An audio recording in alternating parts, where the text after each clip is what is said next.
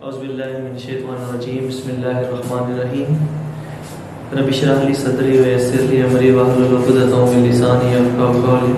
अस्सलामु अलैकुम। हाय मोहम्मद रिजवान स्टूडेंट्स, आज हमने चैप्टर नंबर 13 का सेकंड ईयर का थर्ड लेक्चर पढ़ना है, जिसका नाम है सोर्स ऑफ करंट। कि करंट के कौन कौन से सोर्सेज हैं, आज हमने उनके बारे में पढ़ना है। तो करंट के बारे में आप जानते हैं, करंट क्या होता है, फ्लो ऑफ चार्जेस होते हैं। तो कल की अगर हम बात करें तो हमने कल वाले लेक्चर में ये पढ़ा था कि करंट किसी भी मेटल्स के अंदर फ्लो कैसे करता है। जब किसी भी मेटल्स के अंदर करंट का फ्लो होता है, जब आप उसे किसी भी सोर्स के साथ कनेक्ट कर देते हैं तो उसमें से करंट का फ्लो होना शुरू हो जाता है। जब आप किसी भी सोर्स के साथ कनेक्ट नहीं करते तो उसमें से करंट का फ्लो क्यों नहीं होता, ये चीज़ें हमने कल पढ़ी थी। और साथ ही साथ हमने ड्रिफ्ट वेलोसिटी के बारे में पढ़ा था, क्या होती है। तो स्टूडेंट्स, आज हमने पढ़ना है सोर्सेज ऑफ करंट क्या होते हैं। देखिए, मिसाल के तौर पे अगर हम एक एग्जांपल ले लेते हैं कि आपके पास एक कंटेनर है, आपके पास एक जग है जिसके अंदर आपने पानी को फिल किया हुआ है, उसके साथ आपने खाली जो है वो कंटेनर को कनेक्ट कर दिया है। अब क्या होगा, ये जो वाटर है ये आहिस्ता आहिस्ता स्लोली इसके अंदर क्या हो जाएगा, कन्वर्ट हो जाएगा। कब तक कन्वर्ट होता रहेगा, जब तक इन दोनों का लेवल क्या ना हो जाए, इक्वल ना हो जाए। बिल्कुल इसी तरह हमारे पास दो पॉइंट है, एक के ऊपर हमारे पास हाई पोटेंशियल था, एक के ऊपर मेरे पास लो पोटेंशियल था। मैंने उनको एक मेटालिक वायर के जरिए से आपस में कनेक्ट कर दिया, तो ये जो पोटेंशियल है ये स्लोली क्या करेगा, इधर से लो पोटेंशियल की तरफ, मीन हाई पोटेंशियल से लो पोटेंशियल की तरफ स्लोली क्या करना शुरू कर देगा, ट्रांसफर करना शुरू कर देगा इलेक्ट्रॉन को। तो हम सोर्स ऑफ करंट को फिर कैसे डिफाइन करेंगे, The device which provides the constant potential difference between its ends is called source of current. ऐसी डिवाइस जो अपना पोटेंशियल दूसरे सोर्स को दे दे, दोनों का पोटेंशियल बैलेंस कर दे, उसको हम सोर्स ऑफ करंट का नाम दे देते हैं। उसकी एक अदर डेफिनेशन हम यूं कह लेंगे, the device which convert non electrical form of energy into electrical energy said to be source of current. वो डिवाइस जो non electrical form of energy को इलेक्ट्रिकल एनर्जी के अंदर कन्वर्ट कर दे। अब non electrical form of energy क्या, ये आपके पास बल्ब चल रहा है, ये लाइट एनर्जी है। हीटर चल रहा है, हीट एनर्जी है। आप बोल रहे हैं, साउंड एनर्जी है। हमारे पास बैटरी पड़ी हुई है, केमिकल एनर्जी है। तो ये सारी की सारी non electrical form of energy है।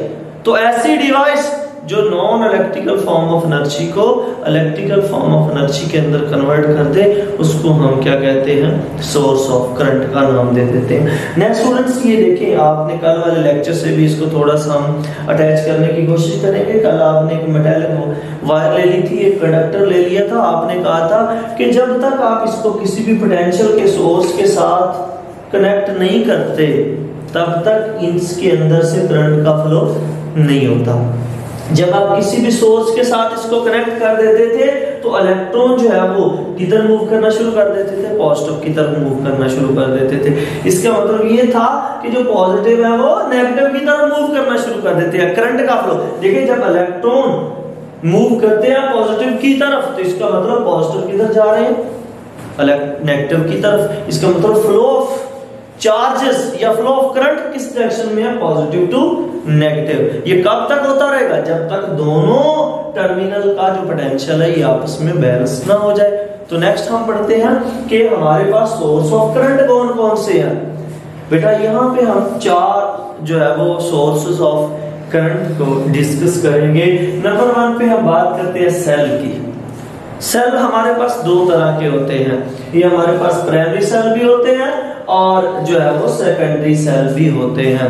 अब प्राइमरी और सेकेंडरी सेल के बारे में आप लोगों ने केमिस्ट्री के अंदर पढ़ा हुआ है कि ऐसे सेल जो रिचार्जेबल नहीं होते। मिसाल के तौर पे आपके पास जो रिमोट के अंदर जो सेल होते हैं, एसी के रिमोट के अंदर जो सेल होते हैं, टीवी के रिमोट के अंदर जो सेल होते हैं, ये नॉन रिचार्जेबल होते हैं। ऐसे सेल्स को हम प्राइमरी सेल कहते हैं। और सेकेंडरी सेल क्या होते हैं? ये ऐसे सेल होते हैं जो रिचार्जेबल होते हैं। आपके पास जो टॉर्च लाइट होती हैं उनके अंदर जो सेल होते हैं आप उनको चार्ज कर लेते हैं। आपके मोबाइल की बैटरी जो है ये क्या है? रिचार्जेबल सेल है। तो ऐसे सेल्स जो रिचार्जेबल हो उनको हम सेकेंडरी सेल कहते हैं। जिनको आप रिचार्ज नहीं कर सकते उनको आप प्राइमरी सेल कहते हैं। तो यहाँ पे जो हमारे पास सेल होते हैं ये बेसिकली जो केमिकल एनर्जी होती है उसको कन्वर्ट करते हैं किसके अंदर? इलेक्ट्रिकल एनर्जी के अंदर। तो सेल जो है वो केमिकल एनर्जी को इलेक्ट्रिकल एनर्जी के अंदर कन्वर्ट करते हैं। तो सेकंड नंबर पे आता है जो इलेक्ट्रिक जनरेटर होते हैं। आपने देखा होगा कि बिजली चली जाती है तो आप जनरेटर को चलाते हैं। जो जनरेटर होते हैं ये इलेक्ट्रिकल, ये मैकेनिकल एनर्जी को देखे ना, आप उसके अंदर पेट्रोल डालते हैं तो वो घूमता है। जब उसकी कॉइल रोटेट करती है उसके अंदर मैग्नेटिक फील्ड पैदा होता है, उसके अंदर मैग्नेटिक फ्लक्स चेंज होता है। तो ये आपने आगे जाके आप नेक्स्ट चैप्टर के अंदर ये बात पढ़ेंगे कि जनरेटर की वर्किंग कैसे होती है, इसकी कोयल क्या होती है, आर्मेचर कैसे किसको कहते हैं, इसके अंदर मैग्नेटिक फ्लक्स कैसे कट करती है एक दूसरे को। तो जो मैग्नेटिक फील्ड का या आप यूं कह ले change in magnetic flux produce electric current. तो आपने मैकेनिकली जनरेटर क्या करता है? मैकेनिकल एनर्जी होती है उसके पास, वो कन्वर्ट किसमें करके देता है? आपको इलेक्ट्रिकल एनर्जी के अंदर कन्वर्ट करके दे देता है। तो जनरेटर भी एक एनर्जी का सोर्स है जो मैकेनिकल एनर्जी को इलेक्ट्रिकल एनर्जी के अंदर कन्वर्ट करता है। And other one is thermocouples. बेटा थर्मोकपल्स जो होते हैं ये हीट एनर्जी को इलेक्ट्रिकल एनर्जी के अंदर कन्वर्ट करके देते हैं। फॉर एग्जांपल मैं कह देता हूं मेरे पास दो मेटालिक वायर है, इसका टेम्परेचर T1 है, इसका टेम्परेचर T2 है। T1 टेम्परेचर मेरे पास ज्यादा है और T1 टेम्परेचर मेरे पास कम है। तो टेम्परेचर क्या करेगा? T1 से T2 की तरफ क्या करना शुरू कर देगा? फ्लो करना शुरू कर देगा। तो इसको हम जो है वो थर्मोकपल्स के जरिए से, जो हमारे पास थर्मोकपल होते हैं ये हीट एनर्जी को इलेक्ट्रिकल एनर्जी के अंदर कन्वर्ट करते हैं। इसके यूजेस भी हम आगे थर्मिस्टर के अंदर पढ़ेंगे, इनको हम यूज भी करते हैं। Next one is that solar cell क्या होते हैं? बेटा जो सोलर सेल होते हैं ये लाइट एनर्जी को डायरेक्टली इलेक्ट्रिकल एनर्जी के अंदर कन्वर्ट करते हैं। इसका यूज आप बहुत ज्यादा करते हैं। आपने देखा होगा कि आपकी घर की जो छत है उसके ऊपर आपने सोलर प्लेट्स लगाई होती हैं जिनके ऊपर छोटे छोटे सोलर सेल लगे होते हैं। और सोलर सेल जो है वो बेसिकली डायोड होते हैं। इनका फंक्शन हम चैप्टर नंबर 18 के अंदर पढ़ेंगे, इनकी वर्किंग कैसे होती है बरकैफ। तो हमारे पास जो सोलर सेल होते हैं, ये जो सोलर प्लेट्स होती हैं, ये उनके ऊपर लाइट पड़ती है और आपके घर का नीचे फैन जो है वो चलता है। तो फैन किससे चलता है? इलेक्ट्रिकल एनर्जी से चलता है। इसका मतलब ये हुआ कि जो हमारे पास सोलर सेल है ये लाइट एनर्जी को डायरेक्टली किसके अंदर कन्वर्ट करते हैं? इलेक्ट्रिकल एनर्जी के अंदर कन्वर्ट करते हैं। तो हमने यहाँ पे ये आपको शॉर्ट क्वेश्चन भी आ सकता है, सोर्सेस ऑफ करंट कौन कौन से हैं? हमारे पास सेल है, इलेक्ट्रिकल जनरेटर है, थर्मोकपल्स हैं, सोलर सेल है। ये सारे के सारे नॉन इलेक्ट्रिकल एनर्जी सोर्सेस हैं जो किस में कन्वर्ट करते हैं? इलेक्ट्रिकल एनर्जी के अंदर कन्वर्ट करते हैं। आज के लिए इतना ही काफी है। कल हम नए लेक्चर के साथ हाजिर होंगे। तब तक के लिए अल्लाह हाफिज, फी इमान अल्लाह।